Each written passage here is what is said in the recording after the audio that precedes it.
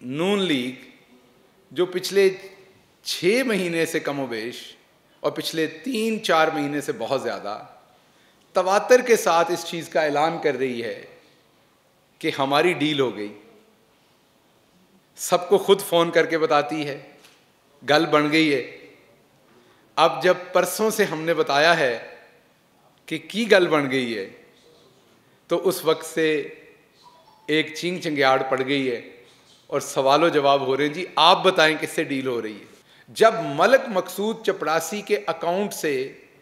3,700 करोड़ रुपया बरामद होता है, 16 अरब टोटल मुलाजमों के अकाउंटों में, एक चपड़ासी के अकाउंट में 3,700 करोड़ रुपया आया, उसके तमाम सबूत हम जो हैं वो आप जर्नलिस्टों को चेक्स हर चीज दे चुके,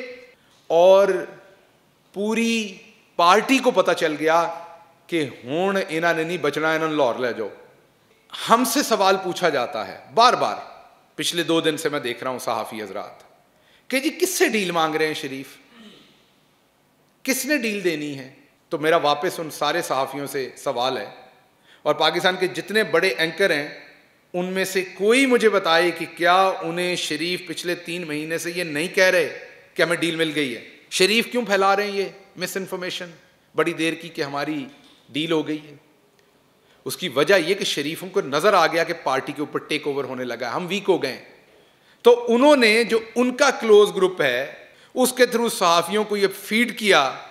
कि बस शरीफों की डील होगी, अब वो वापस आ रहे हैं। तो अब डील मांगी जा रही है हमसे 4 लोगों की, मरियम साहबा को, नवाज शरीफ साहब को, हमजा को, शहबाज शरीफ को बाहर जाने दिया जाए, पार्टी पीछे से दूसरे लोग जो हैं वो रन करें।